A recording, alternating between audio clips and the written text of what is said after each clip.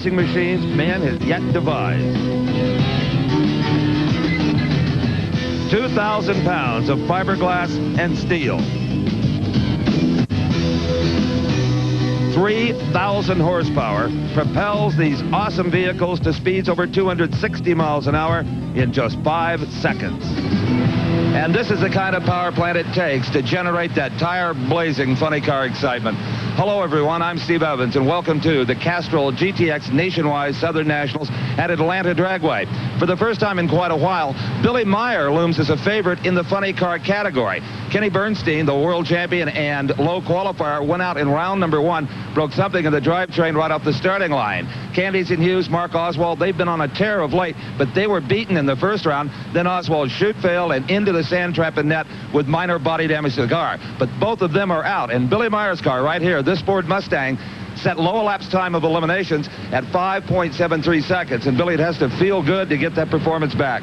It feels really good. It's been about a year and a half since we've really been on top of things, and it's this is where we kind of started off in '84 when we were running good that year, and when we set the NHRA record that year. And you know, we've always done well at this track, so hopefully it's a. Not others, though. This has a reputation for being a tricky racetrack to get down. Yeah, it's not the easiest one, and the main reason is it's not run every week like a lot of the ones we run across the United States, and it's hard to come into a track that's fresh and be good all weekend, especially with some of the weather we've had. You know, your toughest competition may well come from John Force. He ran a 5.78 in round number 1, and Brock is with him. Well, Steve, it's this funny car and its gallant driver that we've seen so many times in the final rounds in NHRA competition. The last one at the Pomona Winter Nationals when John Force lost a heartbreakingly close finish to Tim Gross. John, you've got second quickest time in the first round here. The car seems to be running very well. Everybody says you're due, long overdue. How do you feel about it right this now? Well, naturally, we're long overdue, but there's a whole field of cars that are sometimes long overdue. And I tell you what, with Austin Coyle and my crew having a car running 70s consistently, when Bernstein fell that first round and you see the world champ go down, it just shows you how the cards can change, and we're just hoping this could be our day. So far, so good, though. The car ran beautifully the first round. How do you feel about it? Any problems at all? The car, we had a cruise session here. The car is excellent. It's not hurting any parts. I think we could step on it. I don't really think it's a necessity here since we're running right in the head of the pack. I guess Meyer's ran an excellent number, but we're up against a little bit of a weather condition. But I've learned this from a lot of dirt track racing out here with Coyle that we can get down about anything. So I'm hoping our luck will hold here. Well, we sure hope it does, too.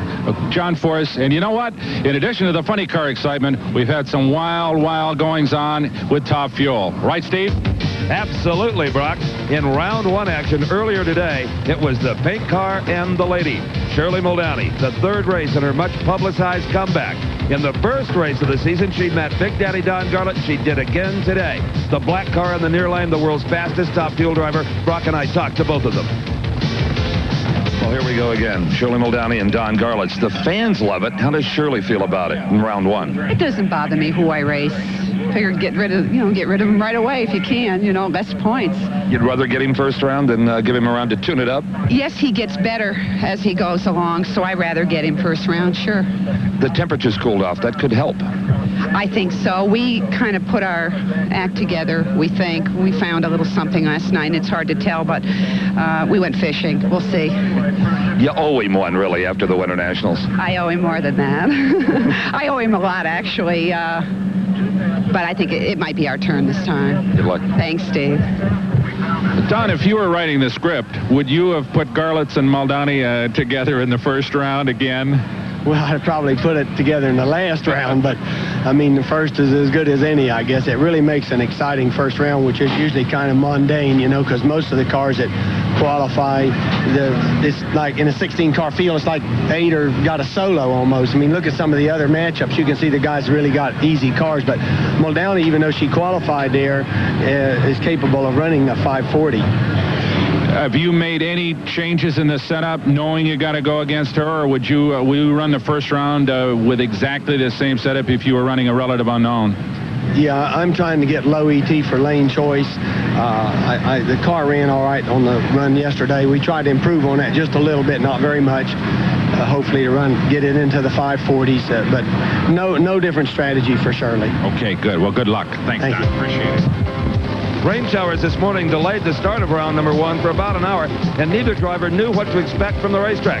Big Daddy Don Garlits under his Lexan canopy, only the second time out for this revolutionary streamlined automobile, the first to break the 270-mile-an-hour barrier. In the far lane was Shirley Muldowney. She was defeated by Don Garlits at the Winter Nationals, and yet again today, Shirley had an early lead, but her tires lost traction, and it was Garlits defeating her by about a tenth of a second. And then came a couple of very familiar names at Top Fuel ranks. Old veteran Connie Collette has been around almost since Top Fuel Racing was created, from Michigan, up against Joe Amato, the former world champion, the man who gave up his title to Big Daddy Don Garlits, and the first man to exceed 260 miles an hour.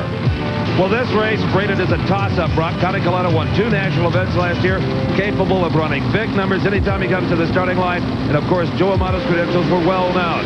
Off the mark together in the near lane, Amato. With the far lane, it was Collette, and Amato, by less than a car length, survived to go into round number 2 later today. Then came another car that is beginning to develop a streamlined mode that Garlits introduced, Bill Mullins from Arkansas, a man who has won a number of major events at over 50 years old, one of the senior citizens, against the youngster Darrell Gwynn from Miami, Florida, the man who won the first major event of his career, the Winter Nationals at Pomona this year. That's right. He dominated the Winter Nationals. Then he went to the Gainesville Raceway, the Gator Nationals, and blew up just about everything he owned. As he said, one race a champ, the next race a chump. So it's Gwynn trying to get back on the winning trail without destroying his parts. In the far lane, the sleek front end of Bill Mullins. Both of these men, former world champions in the top alcohol dragster ranks, so they know what winning is all about. Gwynn in the near lane, stage first. Mullins finally put both lights on his side of the track, right together off the mark. Darrell Gwynn's combination seemed to be a bit too conservative, and it was Bill Mullins winning it at 573. Brock talked to him. Well, Bill Mullins scores 1 high, Bill. Congratulations. It looked as if Darrell maybe had some problems, huh? I don't know. Never saw a thing, huh? I never saw him. We've been having ours all weekend. I'm glad it finally has turned around a little bit. Everything work okay that time? Got some more work to do, or you think you got it about sorted out? I don't know how the car did, but all the runs feel pretty good. I don't know if it smoked the tires. We've been having trouble breaking things and smoking tires all weekend. How about the canopy? Is that helping at all? Yeah, it helps. Everything I like, everything about it. It's easy to get in and out of, and helps your vision. Keeps the air off of you, doesn't blow your head around. If you have to move your hands, it doesn't try to blow them away or something. Okay. But it looks good. I like the canopy. Good deal. Well, back to work. Hope you get it ready. Thank you a lot. Thanks, Bill. Those were the highlights of round 1 Top Fuel action. Of course, the second round will be coming up later on this afternoon. Threatening skies, but a jam-packed grandstand here at the NHRA Castrol GTX Nationwide Southern Nationals. Well, Steve, now that we brought the folks up to date on first round action in Top Fuel and funny cars, we're ready for some pro stock action. Second round here at Commerce, Georgia at the Atlanta Dragway, coming up right after. This is Hurricane Shoals in Jackson County, Georgia. Known to the Indians as Yem Trahuchi, the area was first settled in 1787. Now a park owned by the county, it's about 4 miles from Atlanta Dragway, where we have got round 2 of Pro Stock competition coming up. I'm Steve Evans along with Brock Yates, and the Pro Stocks, Brock, indeed do a different kind of a burnout. They sure do. Not quite as theatrical as the Top Fuel and funny cars, Steve. They don't make a pass almost halfway down the strip like some of the faster cars do, but they sure light those old tires up. And then once again, it's the same purpose, to get those big rear slicks really hot. The beautiful red Trans Am is driven by Ronnie Manchester from the state of Massachusetts. Still looking for his first big win. This man has got a couple under his belt. Bruce Allen and the famed Rear Morrison Camaro from Arlington, Texas. Allen is in the far lane. In the near lane is Ronnie Manchester, a pair of GM products, 2,350 pounds, 500 cubic inches on racing gasoline, the most difficult cars possibly in drag racing to handle. Off the mark together, wheels in the air in typical Pro Stock fashion. It looks like Bruce Allen in the far lane. It is going to be Bruce Allen by a clean car length. He will go on to round number 3 of the semifinals with a 767, 177 miles per hour. Good drag race, just a question of raw horsepower on the part of Allen to win it. As you can see, they make a good start. Manchester is right in it from the beginning, but from most of that last half of the race, it's just the pure horsepower of the great engine builders of Rare and Morrison that pays off in the fine driving of Bruce Allen. So this car, one of the finest in the business, will move on to the semifinals. And a good win here has got to give the Rare and Morrison team hope that maybe they've recaptured their championship form of 1984. Well, here's the man that kind of spoiled that form in the far lane. The current world champion, the winningest drag racer ever, regardless of category, Bob Glidden from Whiteland, Indiana. The beautiful three-tone Ford Thunderbird. In the near lane, it is Joe Lapone Jr. from New Jersey. It will be Chevrolet versus Ford. Joe Lapone, a former winner of the World Finals, drives for a crew chief well known in this sport, Bill Grumpy Jenkins. And this smiling gentleman is Bob Glidden, enjoying his 6th Pro Stock World Championship season. And, of course, an integral part of this operation, his wife, Etta, nervously pacing behind the automobile. She'll be watching those rear tires, Brock, to see if the car comes loose at all and try to relate some of that information back to Bob after the run. Glidden in the far lane. The Chevrolet Camaro of Joe Lapone is in the near lane, staged and ready, and they're off the mark. Glidden with a fantastic start. One of his best reaction times in recent memory. It is no contest here. Bob Glidden, 7.59 seconds. Etta with a big smile, 180 miles an hour. Just demoralizes Joe Lapone. He was never even in that one. Well, Steve, the next pairing should be interesting. This is Butch Leal out of Blacklick, Ohio, and one of the best financed pro stock teams, up against Jerry Ekman from Ventura, California, who's not a regular on the NHRA championship trail, but Butch Leal, all regular and always a contender. Earlier, Steve had a chance to look at how Butch drives his car. We often refer to the Pro Stock automobile as a 4-speed car. Well, it is, but don't expect a single stick as in a street machine. I'm in Butch Leal's Pontiac Firebird. There are actually 4 separate transmissions, and each has its own control lever. Now, this is the reverser. That's backwards. That's forwards. As Butch approaches the starting line, he'll have the clutch in, and his hand will be on this knob and his finger on this black button. Now, that is the line lock. It locks up the front wheels, the front brakes, so the car doesn't creep on the starting line. Now, as soon as he sees the tree activated, he dumps the clutch, and as fast as he can react, he'll pull second gear. About half track, his hand switches to here. He'll pull third gear, and a couple hundred feet before the finish line, fourth gear. Now, at almost 190 miles an hour, trying to steer the car with his left hand, his right hand moves up and searches for the parachute lever. Another run complete. You can see why they call the Pro Stocks among the very trickiest to drive among the drag racing cars. As Leo comes to the line in that beautifully prepared Pontiac Trans Am of his. And, Steve, this could be an interesting race because Butch is known to squeeze the light as hard as anybody, and he is known also to red light on occasion. That's right. In fact, he gave away the final round at the Gator Nationals earlier this year with a red light up against an opponent who really wasn't even in the hunt. So Leo is always wired to that Christmas tree. He's the defending champion here at the Southern Nationals. In fact, he gave Pontiac his first ever Pro Stock victory just 1 year ago. Now, Ekman in the near lane ran a very fine 762 in round number 1. Leo knows that. He knows that he's not up against an easy one here.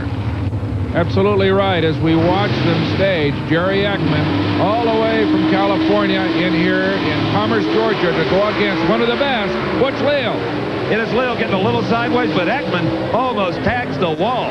Jerry Ekman had to get off the throttle and still stays within a car length of Leal. Leal, 789. He had his own handling problems. Ekman, darn near got him anyway at 180 miles an hour. And if he hadn't made that U-turn about half track, he might have won it. All right, they call these things factory hot rods, Steve. And boy, are these classic examples right here. Indeed they are. Don Coos from Cayuga, Indiana. He is driving an Oldsmobile Calais. This is Don Coons. He has come so close to winning NHRA national event, but still is yet to really bag one. Warren Johnson, of course, he's won just about every event on the circuit. The only thing that has eluded him has been the World Championship. He is in an Oldsmobile Forenza. Now, both of these drivers, I'm sure, were watching the race before them, and they know that this track is not at its best. Both drivers having control problems. The weather is threatening to the extent that the lights are on here at Atlanta Dragway in the middle of the day. Absolutely. Don Coons in that slightly larger Oldsmobile Calais-bodied car against the little Forenza of Warren Johnson. Both these automobiles with those big 500 cubic inch Oldsmobile engines known to make a lot of horsepower. That's right, and Warren Johnson has been having handling problems for about a year on and off, but this time he goes perfectly straight. Warren Johnson in the far lane. It is Johnson. At 767, 182 miles an hour. He also had the better reaction time. He was off the mark first. Right, with a 767, 182 miles an hour will win it for Warren Johnson. Now, that is going to put him in the semifinals against Bruce Allen, but Allen does have the lane choice. The other pair will be Bob Glidden versus Butch Leal, and Bob Glidden lane choice in that race. Well, the fans right now looking at the skies and hoping that the rain stays away. Wow, look, they're in. If you live in Jackson County, Georgia, you'll sure recognize this site. It's the old grist mill on the North Oconee River that over the years has ground a lot of corn and wheat, and in recent years, before it was retired, generated a little bit of electricity as well. Well, I'll tell you, Brock, here at Atlanta Dragway, it's top fuel dragsters that are going to generate the electricity. Gary Beck, two-time world champion in the near lane, the red and white car. And he'll be up against, in the far lane, the man we saw defeat Darrell Gwynn earlier. That is Bill Mullins of Pelham, Alabama. Now, Beck has found the performance and won him a couple of world titles. In fact, he won the final race of last season, the World Finals in Pomona, California. The big question here, Brock, on everybody's mind is the racetrack. It had rained earlier, something, maybe a little water got under the rubber coating on the track, and Gary Beck told me before he strapped into the car, I don't know if this lane can hold my race car. Well, Steve, lane choice has become extremely critical here at the Commerce, Georgia Dragway because of the fact that the racetrack, as Billy Meyer said, is not used that often, and up to now, the predominance of victories have come from the lane that Bill Mullins is in. Now, Gary Beck will try to ease that car off the starting line. Try to use his driving ability, maybe hold the brake, actually, while he squeezes down on the pedal. You can bet he's not just going to flat-foot it off the line. Absolutely not. That lane that Gary's in has shown a lot of difficulties. That guys have lost traction all day long in that lane, whereas Bill Mullins, I would imagine, is going to be trying to be a little more conservative. Look at this. There was a problem staging there. Gary actually got too far through the beams. He alertly grabbed the reverse gear, got back, and staged without inconveniencing Bill Mullins. Buster Couch, the starter, handled that very nicely. All right, Mullins in the far lane. He just took his time, stayed very cool. So back in the near lane, Bill Mullins in the far lane, and the big question here is one of traction. They're off together. Oh, it is Gary Beck going up in smoke. Bill Mullins will win it, and you can see there, Brock, that indeed Gary Beck took off as easily as possible, and still the racetrack wasn't there. Absolutely right. That lane that Gary Beck was in has claimed yet another victim. Let's take a look again, particularly at the losing car in the near lane, and see how far Beck was able to get. Now, he carried the front end, so the traction is good on the initial launch, but about 50 feet past the tree, there is just nothing there. So Bill Mullins disposes of Gary Beck with a 577. Not bad, Bill. A little few games played up there on the line, though, right? Well, it wasn't on the line. When Beck staged, he lit the bottom light first. They backed him out and restaged him. But they just had a little trouble with the light, apparently, on his side on the staging part. Okay. Well, we weren't playing any games. Everybody was cool and relaxed. Just sort of sitting back and waiting until they got that straightened out before I pulled in and lit the light. 77, are you happy with that? No, we're a little disappointed, but I think the track conditions will be better, next round. Okay, good luck. Thank you. We're just happy with the win. All right, good. And he'll be even happier, Brock, if that 577 will stand up for lane choice in the semifinals. There is the long black car of Dan Pasquini, former NFL quarterback, 14 years in the big leagues, now drag racing for a living, or trying to anyway, out of Richmond, Texas. He will be up against, in the near lane, Dick LaHaye of Lansing, Michigan. LaHaye certainly has the experience on his side, has won quite a few NHRA national events. Now, Dick's only help in running this race car all over the country is his daughter, Kim. She's in her early 20s, and nobody works harder. Well, maybe nobody. If anybody does, it's the crew chief for this man, Donnie Couch. Now, Couch is the only help for Dan Pastorini, and both of these guys are trying to make a living at straightaway drag racing. And both unsponsored, so they are the grassroots of this sport. There's Kim LaHaye, Dick's daughter, backing her father into the staging lanes. She is a critical element. She is like Etta Glidden. She gets her hands dirty. She carries those engines apart. She is a true mechanic and an interesting young lady as well. There's Donnie Couch, making sure there's plenty of heat in the motor of Dan Pastorini's car. Now, Pastorini served notice just a few weeks ago at the Gator Nationals that he had matured as a drag racer. Beat Shirley Muldowney in round number 1, and it was Pastorini who literally forced Garlits to that 270-mile-an-hour barrier.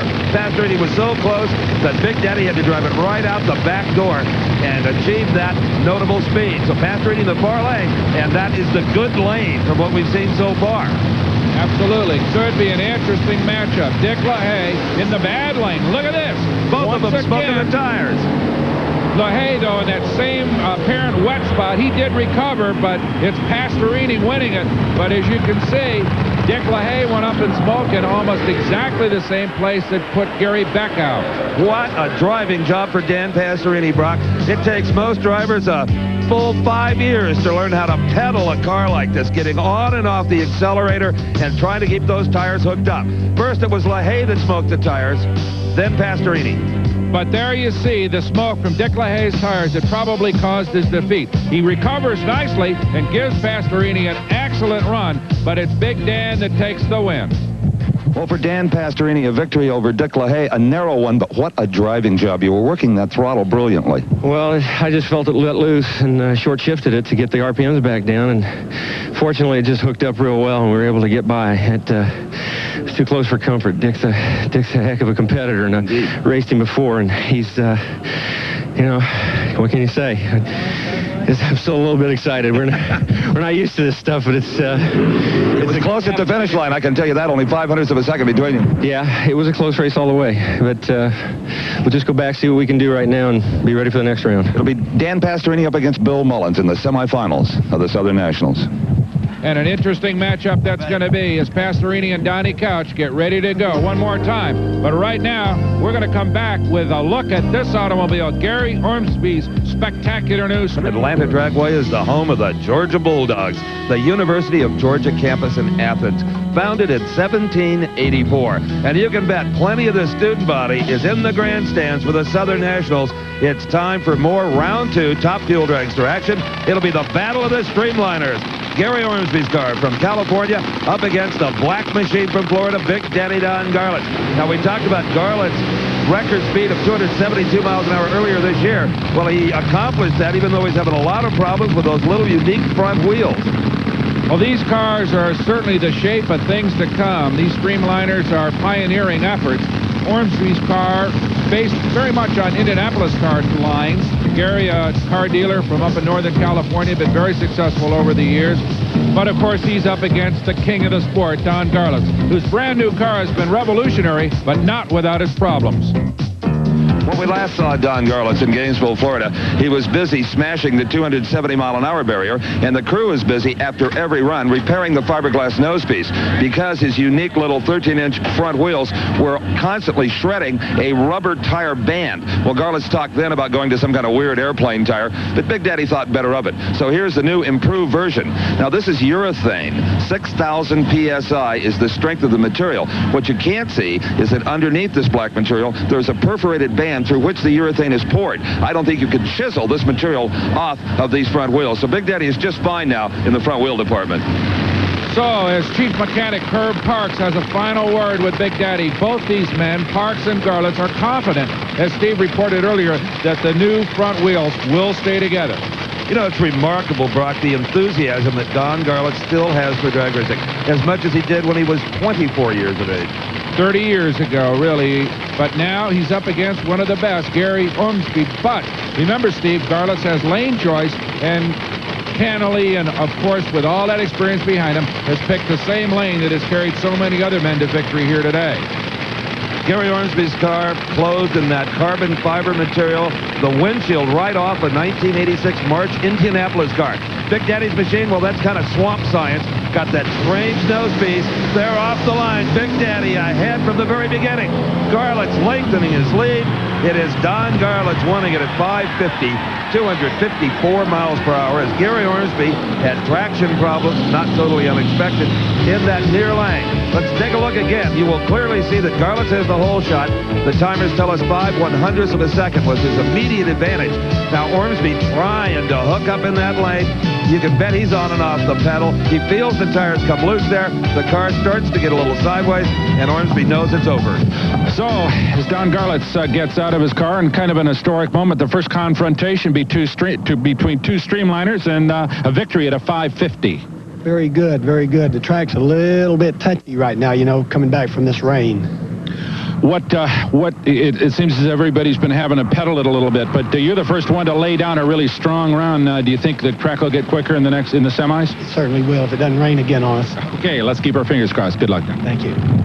Well, this event has been plagued with weather problems since the very beginning. But as Dan Pastorini said, you think this is bad? Play football in Pittsburgh for a couple of seasons. He put it into perspective. Well, I don't know, Steve. Joe Amato might take umbrage at that. He's a Pennsylvania boy, a former world champion, who's a man who introduced the high wing in Top Fuel ranks a few seasons ago. And he's up against veteran Gene Snow, who thinks he's found a little aerodynamic trick of his own. Gene Snow and crew have come up with an interesting twist in the exhaust header department. Now, these are called augmentation tubes. The crew just calls them tomato cans. But this is piston engine aircraft technology. Now, this is the standard exhaust header like all the Top Fuel dragsters use. They call them a zoomy header. But now slipped over and attached are these tubes. The header goes up about 2 inches into the tube. And the idea is to create a vacuum in here so that the exhaust gases flow more easily. And that really is not for horsepower. They're doing that for more downforce from the headers. That's why they're pointed up as it is. And they know that this works because when they warm the car up, they put a rag right here and it sucked the rag right up into the tube. Well, we'll see how it works in actual race conditions because Gene Snow has got the good lane, the lane that everybody has been winning in so far here on the Atlanta Dragway. Joe Amato, he's got a little bit of a handicap if we go on the past performances. His lane is mighty slippery. There's his wife, Jerry, backing him into what she hopes will be the single part of this racetrack with maximum traction. Well, if anybody can figure out the combination to run in that near lane, it is Tim Richards, the crew chief on Joe Amato's bright red car. In fact, this is Tim checking the instruments, making sure that the engine is at the right temperature. If the engine gets too warm, Brock, it'll make more horsepower than they really want. Now, Gene Snow's car, he has stolen a couple of ideas from Don Garlits. He readily admits that. Look how narrow the front end is on that car. Right. Just about the same as Garlits, but with the conventional size wheel. Exactly. Remember, Steve, the old wire wheels, ancient history. Good race. Absolutely. Joe Amato has found the bite in the near lane, but it's not quite identical elapsed times. Both run 5:64, and that tells you one thing. Gene Snow had to have been off the mark first. He sure did. His reaction time just a little bit better than Joe Amato's, and that is what spells victory. Joe Amato, on the other hand, does an excellent job of controlling his enormous amounts of horsepower in his Top Fuel car to stay in the race right to the end. But it was the veteran Gene Snow in a car so new it's not even carrying a paint job that goes on to victory. Notice that Amato starts to overtake him and in fact runs a higher top speed with an identical ET, but it was the reaction time on the part of Gene Snow that won the race for him. Well, Gene Snow, drag races don't get a lot closer than that. You both ran identical 5:64s. Is that right, Joe? Must have been a good drag race. Indeed it was, and you know, every win so far has come in the right lane, and that's not the favored lane. Well, we didn't know which one to pick, and it seemed like it might be the one to do, so we just did it. Motor looks fine. Everything looks good. I hope so. Anytime you get around Joe Amato, you've accomplished something. Yeah, maybe I left on you just a hair, but, you know, it's unusual. Okay. Good going. Thank you. So Gene Snow moves on to the semifinals, but he has the dubious honor of facing the man, Big Daddy Don Garlits, and Garlits has lane choice. I think we know which lane he'll choose based on the past performances. The other pair, Dan Pastorini against Bill Mullins, and Bill Mullins has lane choice in that confrontation. For Dan Pastorini, this is his second consecutive semifinal appearance. At the Gator Nationals, however, he was beaten by Don Garlits. Cam, Well, it's springtime in Georgia, and all over this beautiful state, the gladiolas are in bloom. But I'll tell you what, the folks that came to the Southern Nationals aren't here to smell the flowers. They're here for a snort of nitro fumes in the funny car competition that we're going to see in a few moments. But before that, let's go to Steve Evans, who's with two-time world champion Gary Beck. Gary, nothing's more distracting to a driver than a staging problem like you had in the second round. Well, yes, Steve, the car didn't stage properly. The second light came on. I backed it up to see where I was. So Buster gave me a little help getting in there, and it is hard, but it's, you know, you have to take it every now and then. That's just part of it. Did you build more heat in the motor than you wanted to? Not really. We were ready. You know, the track conditions changed. This car has an awful lot of horsepower right now, and it's been smoking the tires on the good tracks. You know, and this track is not the very best, but you have to learn to race on them all. So you got to take it as it comes, and you know we have to try to be able to get down these tracks also. Thanks a lot. All right. Okay, like we promised, it's funny car time. That is the man we talked to earlier, the perennial runner-up, John Force, and he's going to get Johnny West in the famous Hawaiian car, Steve Evans.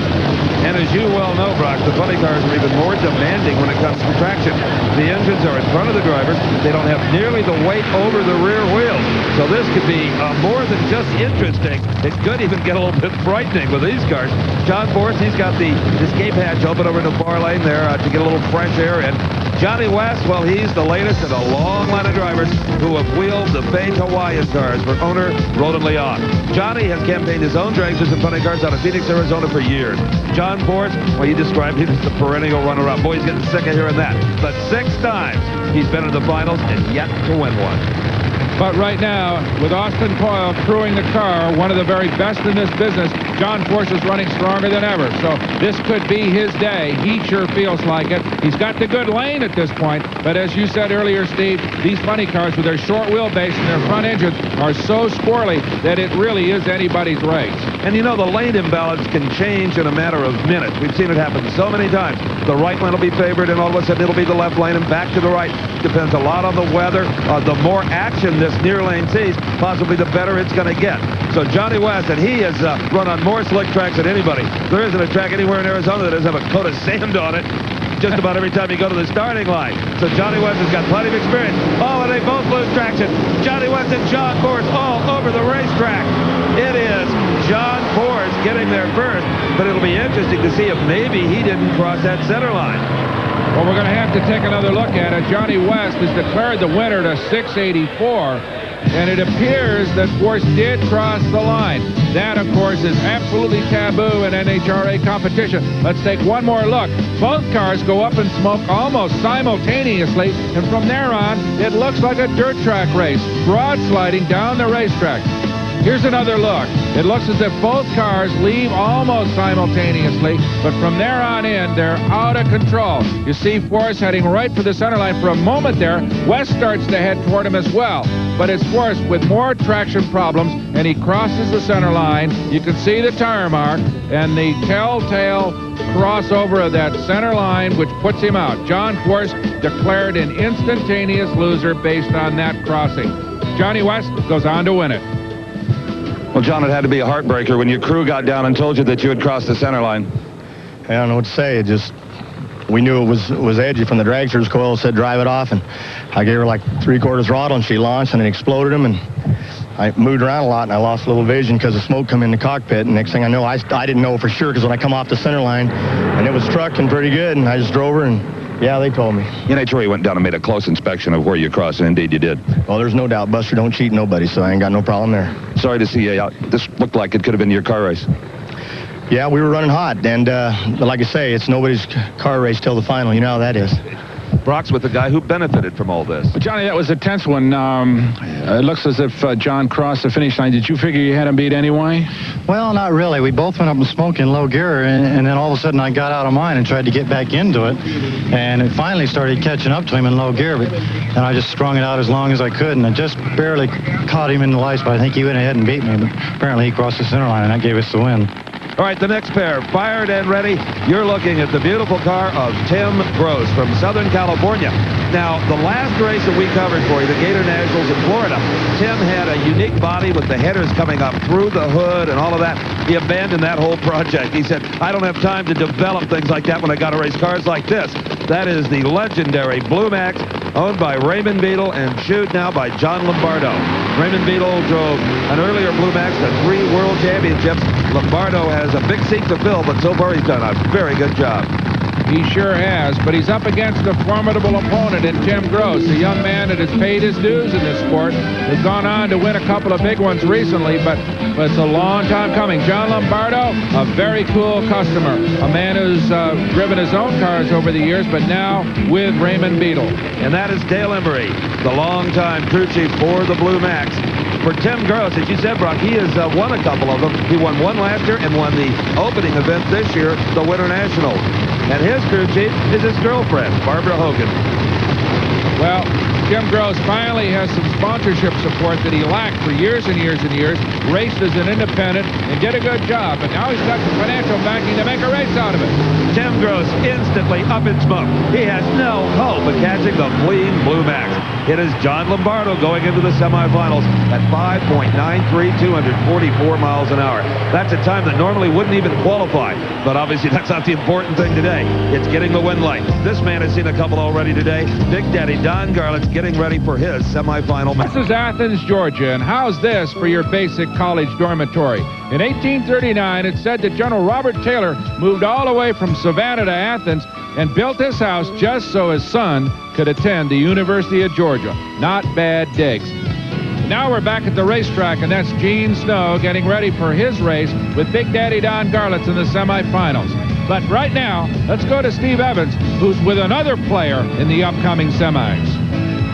Tough decisions have to be made down on a track like this. You're not so much looking for power as you are some kind of a combination that will get you down the racetrack. Yeah, the track's real slick. We found that out that last run. The tires broke loose immediately off the pad.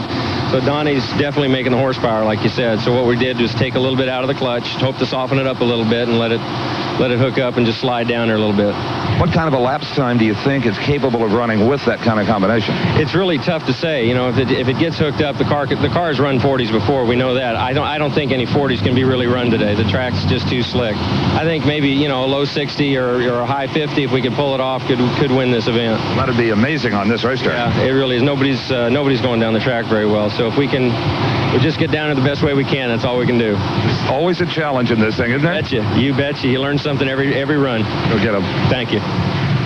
What a man. What an addition to the top fuel ranks here in the NHRA. As we watch Pastorini getting ready, though, we've got some round 2 action with a funny car, Steve Evans.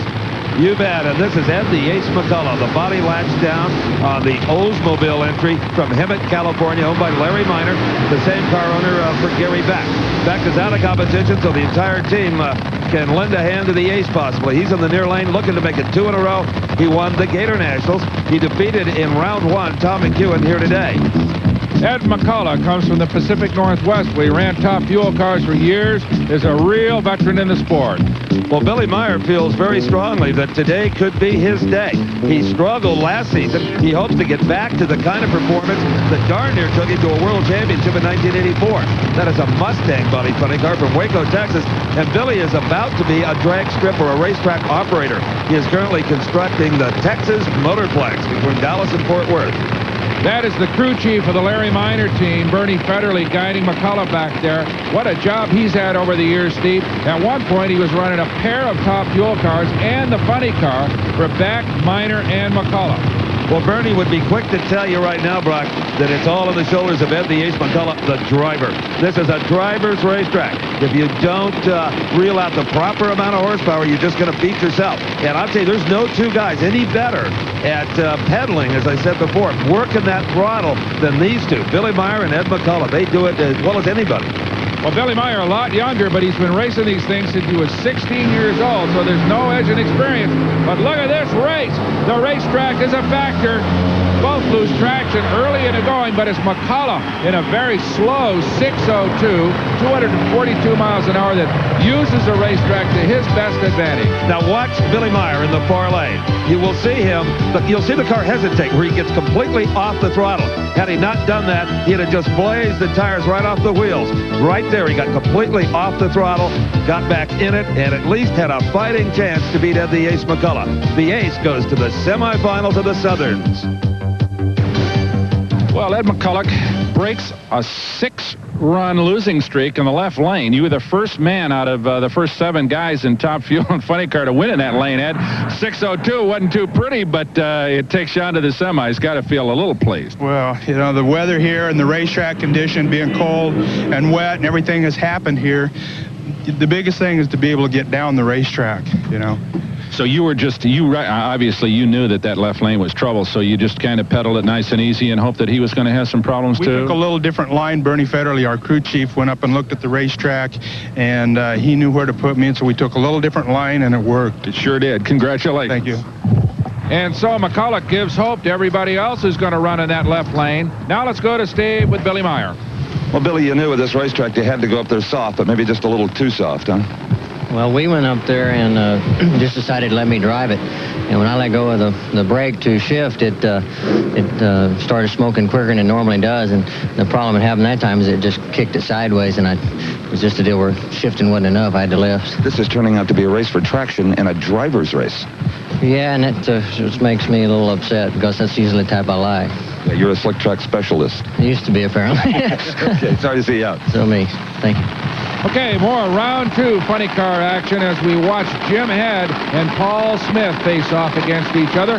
Jim Head, a former U.S. Nationals winner, and a guy that doesn't seem to get rattled very easily in these kind of odd circumstances, Steve. That's right. He's an electrical engineer from Columbus, Ohio, has won 2 NHRA national events.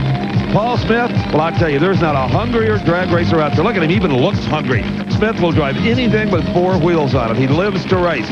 You know, I like Jim Head in this confrontation, Brock, because he runs such a conservative combination. He likes to beat you with those 590s while you're over there beating yourself. That has been the key to his success. This is the kind of racetrack he can thrive on. Absolutely. Jim Head will not get rattled. He will drive. He'll let you beat yourself, but he won't beat himself. He's just very consistent. I would imagine that Head has probably taken some out of the engine, loosened up that clutch a little bit. He's not going to light these tires. Well, let's see what happens. As you said, maybe the Ace gives some hope to Paul Smith in the near lane. They're away. So far, so good. They are both losing traction. It is Paul Smith all over the racetrack. He refuses to give up. But it is Jim Head who gets down it at 6:22, 248 miles an hour. And the elapsed times are getting slower instead of quicker. They sure are. There it is. Jim Head and Johnny West will go against each other in the semifinals. Jim Head with that last run has a lane choice. Ed McCullough, John Lombardo in the Blue Max. John Lombardo with lane choice in the other pairing. I tell you, this happy bunch likes tire smoking sideways drag racing. And this is the pits of the Blue Max. The crew has taken the engine completely apart, checked every piston, every bearing. The weather continues to threaten here at the Castrol GTX Nationwide Southern Nationals as we watch the crew of the Hawaiian getting ready for Johnny West's semifinal race. That, of course, one of the big nitro-burning, maybe 3,000 horsepower supercharged engines. Not quite as much horsepower in these pro stock cars, Steve Evans. I'll tell you, Brock, they're getting darn near 1,000 horsepower out of these 500 cubic inch engines, though, on gasoline with 2 4-barrel carburetors. Well, every drag racing fan instantly recognizes that car, the Ford Thunderbird of Bob Glidden. His opponent here in the semifinals is Butch Leal in the Pontiac Trans Am. Leal, the defending champion of the Castrol GTX Nationwide Southern Nationals. Well, of course, Butch packing that reputation as being about as quick on the lights as anybody. On the other hand, Glidden, known as an all-around guy, a terrific mechanic, the man who, along with wife Etta, prepares that automobile back in Whiteland, Indiana. A brilliant mechanic and a brilliant race driver as well, a complete drag racer. I'll tell you, Bob Glidden's reaction times at this race have been as good, in fact, a little bit better than Butch Leal's. And there's Etta. She knows any time that they race Leal, he is going to try to leave on her husband. Let's see if he can get away with it. Leal, last to stage, taking his time, put a little pressure on Glidden. Leal is finally into the beams. They leap right together. Identical reaction times. This is going to be a classic Ford versus General Motors drag race. It is. It appears. Oh, Glidden is upside down. Glidden in big trouble. Oh, this is a bad one, Brock. It is indeed. Got into that fence. The car continues to flop and roll. It looks as if the roll cage stayed together. There's sheet metal and fiberglass all over the racetrack. The NHRA safety crews instantaneously on the scene. So far, no movement from Bob Glidden, though. Everybody in this place. Etta Glidden being consoled by Warren Johnson's wife, Arlene, obviously very concerned about her husband, who's there he comes. Bob Glidden is out of the car. Bob Glidden appears to be as okay as you could possibly be after a horrendous crash. Let's take a look at it again. The parachute is the culprit. The parachute did not come out properly, yanked the car to one side. Thank the Lord Butch Leal was clear of it, or it could have been even worse. Into the rail, upside down, nose first. And now the worst thing that can happen, flipping on top of the guardrail like that. Now this car is the first one that Glidden has ever owned that had a funny car style roll cage, and I got to think that probably saved his life. You're absolutely right. The car into that fence at around 185 miles an hour, still rolling, 6.5 full rolls. You see all that bodywork coming loose, but you don't see any of the roll cage coming apart. Bodywork, you can lose. Roll cage, absolutely critical to the survival of this world champion, and it appears at this moment that he is going to be all right. Well, there's the world champion standing tall and straight, being consoled by his oldest son, Billy. Bob, are you okay? Yeah, I'm fine. Oh, boy. It's a miracle to get out of that one. All I can do is thank the chassis builder, Jerry Haas. You know, I don't know what happened. I felt the back of the car come up, and it went over, and I just put my arms around my head, and I was just in there riding along. I hope Etta knows that you're okay. I'm sure she does by now. I'm waiting for her to get down here. She'll surely be here before long. Again, glad to see that you're okay. That just happened instantly. I don't know exactly what happened. Well, proving once again that these pro stock cars can reach out and bite you at the most uncertain moment. Interestingly enough, it appears that Glidden won that race. But Steve Evans, I don't think there's any possibility of him returning for the final. Not only that, I don't think there's any possibility that that car will ever race again. It is destroyed. Again, right at the finish line, watch the parachute. It is not out straight and billowed. It pulls him to one side, and this is what happened. As bad a pro stock crash as the sport has ever known. It took 4 or 5 hard impacts on the roll cage. One side of the cage, the passenger side, collapsed, but not the section where Glidden's in, because it's built much like a funny car. He's tucked inside that steel tubing. A lot of the energy was absorbed when Bob ran into the steel guardrail on the edge of the track. It acted as like a bit of a big rubber band and did absorb energy. There you see the car just flopping over and over down the racetrack, just rolling off kinetic energy, finally to come to a halt in the middle of the racetrack. No fire, and of course the giant crowd now concerned that Glidden gets out all right, which fortunately brought about a happy ending. Brock, Etta Glidden has just arrived on the scene running to see if her husband is okay.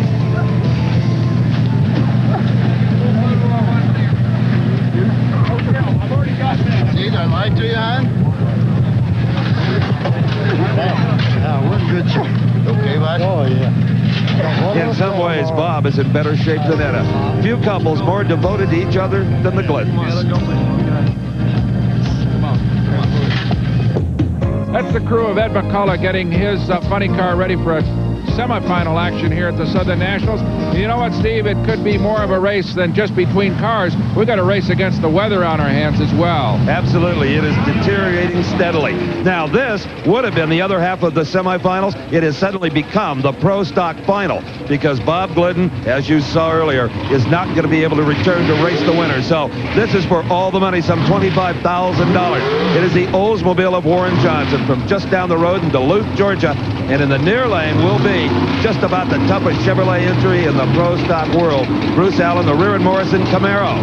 Well, let's go through this one more time, Steve, as to how this becomes the pro stock final when it's actually the semifinal. Remember, Glidden beat Leal, then Glidden crashed. He can't answer the call. So that means one of these two guys who wins will be the pro stock champion. Warren Johnson was off the mark first in his Oldsmobile. Here comes the Camaro. It is Warren Johnson with daylight to spare. 757, 184 miles an hour. Wins it for Warren Johnson. Bob Glidden will be the official runner-up. Bruce Allen, a semifinal loser. Let's take another look. The Olds in the far lane. You can clearly see here that he got off the line first. In fact, he had a 0.05 of a second advantage. Well, witnessing the Bob Glidden crash certainly didn't seem to disturb either one of these drivers. They had total concentration, but it was Warren Johnson with a clean victory. Brock? Warren Johnson basically wins it here with a 757, 184 miles an hour. Warren, it's a de facto victory. Really can push it down to take the title. Yeah, I think we're all more concerned that Bobby's all right. I think that's the first thing we have to remember about this. It's still a sport. And a win is a win, but the people that make this sport are what we're really concerned about. Well, fortunately, it looks as if things are okay, but it was a scary moment. What does that do for you when you go to the line right after something like that? Well, going into a sport of any type of a competitive sport, you try to block out something like that. You know that possibility is always there. So you try to block that out, knowing that it's still there, though. Right. Congratulations to you. Good job, Warren. Thank you, Brock. Just a quick tag on the Bob Glidden incident, Brock. The first thing Glidden did when he got out of his car was cover up his secret manifold with his driving jacket. Here we go. This is the semifinals at Top Fuel. In the near and tricky lane, the black car of Dan Pastorini.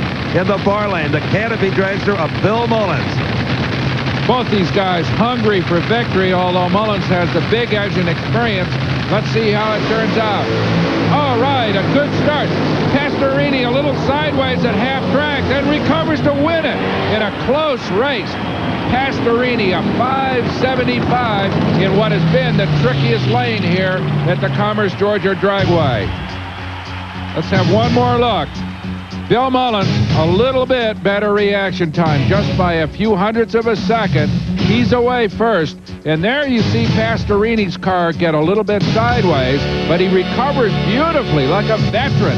Goes on to drive past Bill Mullins to the victory by only about a quarter of a car length.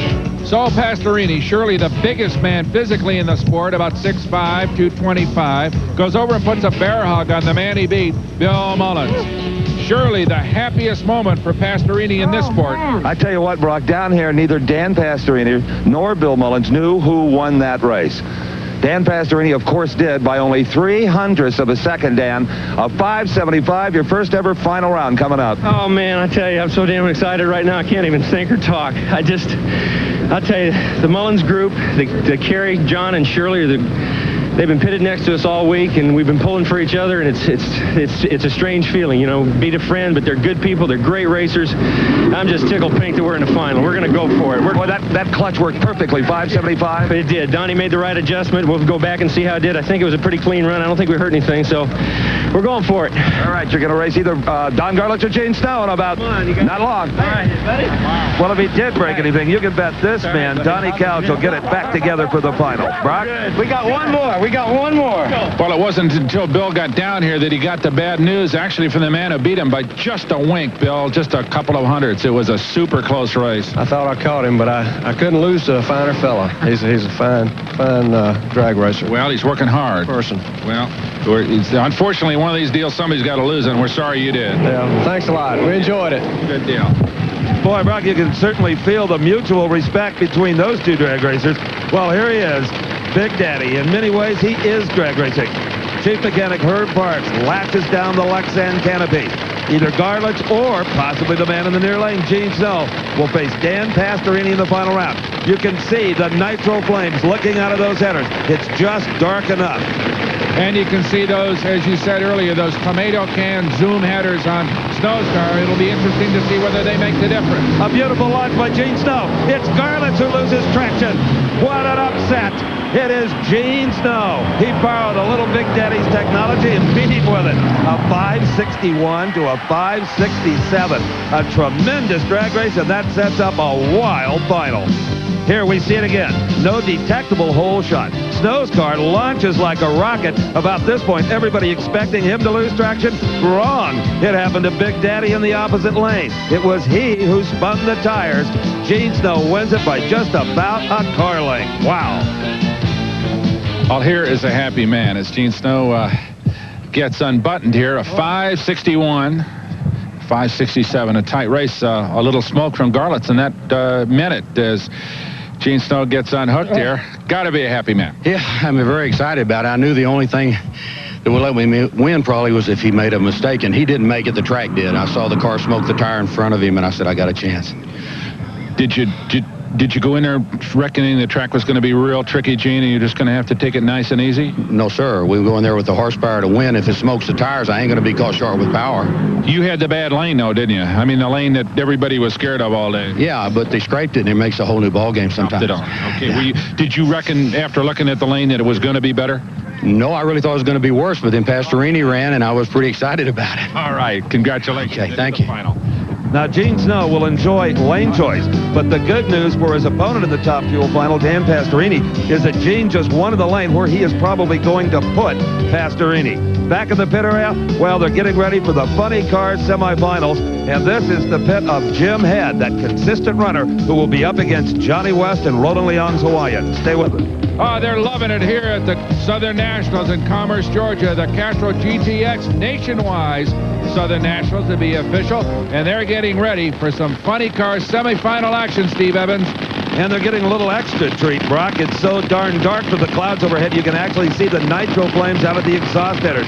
Anyone who's ever witnessed a nighttime drag race will tell you it is spectacular. Roland Leong checking over the fuel system on the Hawaiian car. His driver, Johnny West, we said before, he can drive down any kind of racetrack. This boy's had all the experience a car owner could ask for. Jim Head, he's been in the winner's circle twice in NHRA competition. He's that real steady. Oh, boy, Johnny West just flat left too soon. There's a red light on the Christmas tree. There's your winner. Jim Head coaster taking it easy on the equipment. I'll tell you, that's a shock to Roland Leong. And I'm sure to Johnny West as well. For all his experience, he just left too soon. Terrific reaction time, but a wink too early. You see the red light. Johnny knew it. He backed it down, and Jim Head coasts on to victory. Well, you don't see that many red lights in funny car racing, but Jim Head, you were the recipient of one from Johnny West. I'm grateful. Did you run the car far enough down to get a feeling for the racetrack? Yeah. It was, it's still a two-lane racetrack. You just saw what happened to the old man in the right-hand lane, and I came close to switching. I mean, it's not a good racetrack, but it's a two-lane racetrack, so I'm not going to punish my stuff for lane choice. That's what makes good drag racing. I hope so. All right, Jim Head will go into the finals of Funny Car as we get ready for the next pair. One of these guys will be in there as well, Steve. That, of course, is Ed McCullough against John Lombardo in the Blue Max. Ed McCullough looking for his second final round appearance in a row. He won the Gator Nationals, had a lot of luck going for him there. Here, he has pretty much outperformed any of the competition he was faced with. One thing you know for sure, when John Lombardo goes to the line, he's as cool as a cucumber. Look at those header pipes, Brock. That is raw fuel exploding outside the pipe. Well, right now, it's anybody's drag race really here. It's become a case where whenever Kenny Bernstein goes out, which he did in the first round, there are about 6 or 7 guys, including this pair, that are very much capable of winning. So, yeah, I would say this is about a toss-up, wouldn't you? Absolutely. I wouldn't bet a bob on either one of them here. All right, the final race in the semifinal. Dennis McCullough away first. Lombardo breaks something. And the ace McCullough validates what Jim Head just said. It's a two-lane racetrack. A 595 for McCullough at 252 miles an hour. And Brock, I will just guess that Lombardo broke a transmission because the power went away right at the point where you shift. And that sets up an outstanding funny car final between Ed McCullough of California, Jim Head of Ohio. McCullough will have the lane choice, but that's not going to bother Jim Head a bit. Brock? So, Ed McCullough rolls into the finals with a 595. That gives you lane choice against Head, and the racetrack seems to be straightening up a little bit, too. Well, I think everybody's... I don't know if the racetrack's straightened up. I think everybody's, real leery of the racetrack. So they've got the power backed out of it and, try to get down the racetrack without smoking tires. Will a 595 win it here, do you think, Ed? Yeah, I think it will. Do you?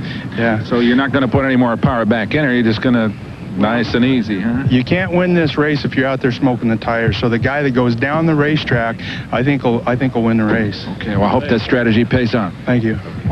And now let's go to Steve with a disappointed John Lombardo. Started yet here. Well, for John Lombardo, a lose here in the semifinals, and certainly no one likes that. Did something go wrong with the car, John? Yeah, I broke the transmission rear end.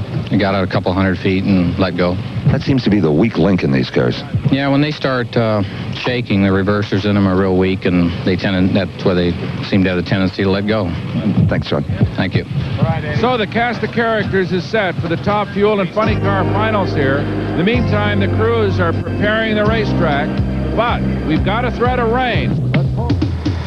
Welcome back, everyone, to the NHRA Southern Nationals drag races. You know, just those few minutes that we were gone, the strangest thing happened. The sun went down, it rained 1.5 inches, the sun came up again. All the fans left, all the racers left, except for our finalists in Top Fuel and Funny Car. What I'm trying to say is, for you, it's today. For Brock and I, it's tomorrow. No, that's not right. For Brock and I, it's today. For you, it's yesterday. Now, forget it. Let me ask you a question. Would you sell a used car to this man? Well, Gene Snow did, and may live to regret it today, or tomorrow, or yesterday, whatever day this is. Dan Pastorini bought this car from Gene Snow back in February of 1985. Snow had campaigned the car hard all of '84. Snow had bought it from the Kilpatrick and Cannell team, who campaigned it with Richard Tharp as driver in 1983. You may remember it was a beautiful red car. Now, it looks a little different. It's because Dan had to raise the roll cage to accommodate his 6'5" frame. I guess you could call this a low-mileage, clean, 3-owner automobile. Right, Steve, and whatever day it is, we're here, and we've got ourselves a Funny Car final coming up before we get a look at Dan Pastorini. That's Jim Hatt over there. Remember, he coasted through on an easy pass after Johnny West red-lighted, and, of course, Ed McCullough still hanging in there, running in what we thought was the bad lane yesterday, but right now, it's probably heads-up racing. Oh, absolutely. The weather conditions couldn't be better today. This is McCullough in the near lane, Head in the far lane. I think any thoughts of this being a marginal racetrack, you can forget that. This is a whole new ball game now. They better have come to the starting line with some horsepower. And probably a different combination. Yesterday was cold and muggy. Today, clear and chilly, but very dry. So let's see who does it. Who's got the right combination? They are side by side. Neither has an advantage. It is, the electronic wind judge says, Ed McCullough. Ed McCullough and Larry Minor's Oldsmobile. How about this, Brock? Identical elapsed times, 6 flat. Beautiful drag race all the way. These guys had this track handled. Their clutches were perfectly adjusted. It was merely a question of McCullough's slightly better reaction time. You can see right there. But from there on in, it was an absolute heads-up drag race. As you said, absolutely equal ETs, not particularly fast, still slow, 6.0 seconds. But a winner here at the Southern Nationals, Ed McCullough. Ed the Ace McCullough makes it 2 NHRA championships back-to-back. First the Gator Nationals, where you were a little lucky. Boy, you won this one clean and fair race. I tell you, Steve, that was a real close drag race right there. Thing left, went out there, fluttered the tire just a little bit. I couldn't see him, and I tell you, just going into the lights, I saw that red fender out there, and I says, oh, come on, finish line. I don't think Jim knew who won either. Yeah, it was real close. Sorry we didn't get it off earlier, last night, but I'm glad the results are this way. Well, it's a good thing you won when you did, because then your luck changed and your glasses broke. Well, I tell you, maybe now we can afford to buy some new glasses. Indeed. Congratulations again to you and Larry Minor and the entire team from Hemet, California. Thank you. All right, a very popular winner here. Ed the Ace McCullough makes it 2 in a row. Now come a pair of men, neither of whom have won recently. Gene Snow, the veteran, he's won some Funny Car titles and some Top Fuel titles. But Dan Pastorini, never a victory, Steve, never a final race. But this is only his second season. We talked about Dan Pastorini and his used car. Well, I asked Gene Snow about that just before they buckled up. Gene, haven't you ever heard the old adage, you never sell a used car to a friend because it could come back to bite you, like Pastorini? Well, sometimes. Of course, I was in the used car business a long time, and we had some super stock cars that ran pretty good, and I did sell them, and sometimes we got beat by them. But in this particular instance, I'm kind of proud to be running Dan. you not only sold him the car, you helped him learn how to drive it. Well, we were at Green Valley, and I signed his license off, but he didn't need a whole lot of help. He jumped right into it. Did you think the old car still had what it took? Yeah, it still does. It ran some 40s at Gainesville, and I think it's as good as there is around. I don't know. Everybody's talking about your new car being maybe as good as there is around. Well, it's really not any different. It just looks a little bit different. Our little collector headers and a few things like that, but won't be long till everybody has it probably. Never takes long. Good luck to both of you. Appreciate it. Thank you. So a couple of old pals racing here. Remember, Gene Snow said that he signed Dan Pastorini's Top Fuel license. You have to have a licensed driver say he's qualified to run. Look at this. We may have some problems with Gene's car, Steve. The reverser has gone away. The crew alertly out there pushing him back. That should not present any problem for him because they're getting it back very quickly. You know what, Brock? This is the first ever all-Texas Top Fuel final. Pastorini lives in Richmond, Texas. Gene Snow in Fort Worth. And you know, Brock, Pastorini almost didn't come to the Southern Nationals. His racing bank account has a zero balance. They have no parts in the trailer. Donnie Couch quit his job as a truck driver to volunteer his time to rent on this car. So the prize money here, if Pastorini could win it, could keep him on the road for a few more events. Well, he's got himself a little bit of a payday no matter what, because the finals do pay off pretty well, but he'd sure like to take home his first ever NHRA title today. Pastorini in the near lane. Gene Snow in the far lane. It's a shame these grandstands aren't packed to see this. We're glad you're aboard with us, though. You see the front wheel of snow inching into that beam. Now Pastorini's. This is the final race of the NHRA Southern National. They are off right together, head-to-head. Gene Snow, Dan Pastorini. Who is going to win it? Dan Pastorini's first ever Top Fuel victory. And back at the starting line, an ecstatic crew. Donnie Couch, the man who performed some miracles for Dan. In the middle there, Sid Waterman, who handled the fuel injection in the supercharger. I'll tell you what, you think they're happy. I guarantee you that's going to be one thrilled man when he gets out of the car, Brock. Absolutely right. You know, Snow had a little bit better reaction time, not by much, but from there on in, it was Dan Pastorini driving like a veteran, straight as an arrow, down the racetrack, a 5:56 to Gene Snow's losing 5:64. Didn't win it by much, a full car length, but that's all he needed for his first ever victory. The teacher and the pupil meet at the far end of the racetrack, but Dan Pastorini today proved he's very much the quick learner. He served notice at the Gator Nationals a few weeks ago, getting to the semifinals, ultimately beaten by Don Garlitz, but today it was your day, my friend. I'm telling you, I'm so excited. This is better than winning any Super Bowl. It's better than any experience I've ever had in my life. I'd just like to thank all the people that have helped us out this weekend. I'd like to thank Larry and Glenda Enderle for helping us out financially. John Wallace with the truck registrations, Kendall Oil, my crew chief, Donnie Couch did a wonderful job. I'm just so happy. I don't know what to say. Now, that sounds like a lot of sponsors, but you and I both know this is a lean, mean operation. They just help us out, and they've kept us alive, and I'm very appreciative of it.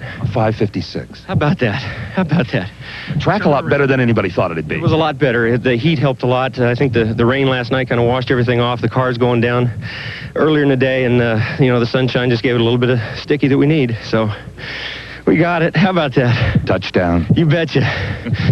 Great job, Dan. And from all of us, congratulations to you, proving once again there's always room for a new guy on the block in NHRA Championship Racing. Ed McCullough wins funny car. Warren Johnson wins that unique Pro Stock final. Again, our congratulations to all of them. I'm Brock Yates for Steve Evans. Thanks for joining us at the NHRA Southern Nationals. The executive producer for American Sports Cavalcade is Harvey M. Palish. Produced and directed by John B. Mullen. Promotional consideration provided for and a fee paid by the Style Auto World Championship Team, the nation's premier source of fast lane fashion.